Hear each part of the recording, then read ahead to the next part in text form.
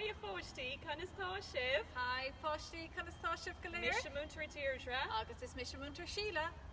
Agus támuid ag súil go mór leis sibh eiscint a rasar scoil an tachtain Sicuan. Gan áras. Agus inniu táid an seo scoil ag iri mhór ranga a olafú díobhse. Agus sin an doras a méid in úsáid a gcuibhse ag teach the stock agus ag dalamak. So this is the door that you're going to be using, the exit door coming into school and going out of school.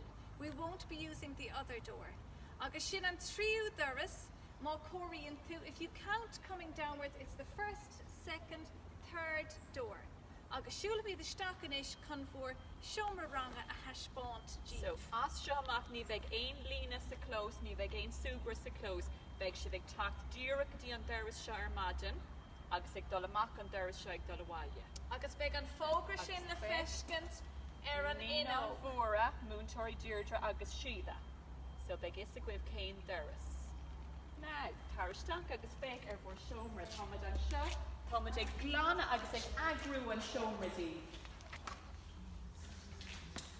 So nuair a hagann si b'iste, bheith áit go gach páiste chun sí, caid tú fannacht ag de bhórd, bheith sin ag obair an sin agus ag súgra an sin, so bheith spás de gach páiste, ní bheith cead go bheith bug a timppó ó bord go bhórd, caid tú fannacht le de grúpa ar de bhórd.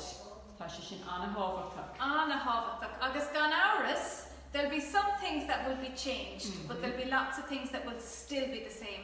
We'll have good fun, you'll meet your friends, and you'll learn lots. So no need to be any way worried. We're all going to be back here together on Bhór Sicuan next Tuesday, and Munter Deirdre and I are really looking forward to meeting you all. So enjoy the rest of your holidays. So beg Misha and seo dé mórt agus dé cédaoin. You'll see me on Tuesday and Wednesday. And then me Erin Deirdre agus Erin Ina on Thursday and Friday.